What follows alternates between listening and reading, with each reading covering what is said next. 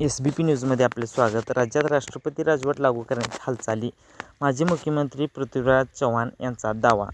महाराष्ट्रातील सध्याची परिस्थिती निराशाजनक आहे. शिवाजी महाराजांचा पुतळा कोसळणे आणि बदलापूरची घटना यामुळे सरकारच्या कार्यपद्धतीवरचं प्रश्नचिन्ह निर्माण झाले आहे.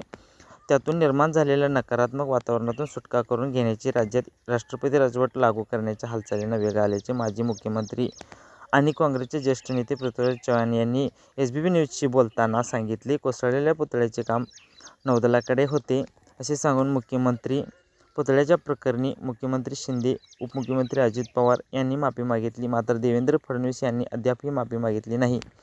येत्या 1 सप्टेंबर रोजी महाविकास आघाडी महाराष्ट्रभर मोठे आंदोलन करणार आहे. वेगवेगळ्या सर्वेक्षणातून काँग्रेसला 80 जागा, शरद पवार यांच्या राष्ट्रवादीला 60 ते 70 जागा आणि उद्धव ठाकरे यांच्या पक्षाला 45 ते 55 जागा मिळतील. एकनाथ शिंदे यांनी जबाबदारी झटकण्याचा प्रयत्न केला. मात्र नौदलाच्या कार्यपद्धतीवर अशा पद्धतीने प्रश्नचिन्ह निर्माण करणे हे नौदलाचे मनोधैर्य खच्चीकरण करणारे आहे. जर नौदलाने चूक केली असेल तर मग केंद्र सरकारने ही जबाबदारी स्वीकारावी. SBP न्यूज मराठीला लाईक करा, शेअर करा, सबस्क्राईब करा.